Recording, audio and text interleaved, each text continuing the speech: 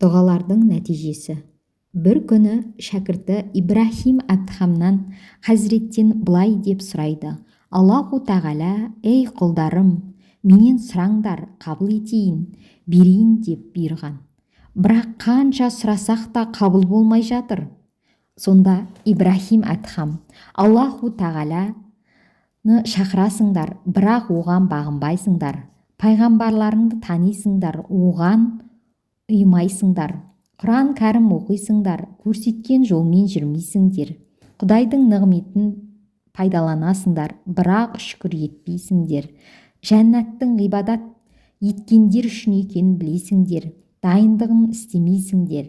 Жаһанамды әмірлерге қарсы шығушылар үшін жаратқанын білесіңдер, одан сақтанбайсыңдар. Бабаларының, аталарының не болғанын көріп ғибадат алмайсыңдар. Өз айыптарыңа қарамай, басқалардың айыптарын іздейсіңдер. Мұндай адамдар үстеріне тас жаумағанына, жер жұтып кетпегеніне, көктен от жаумағанына шүкір етсін. Тағы не сұрайды?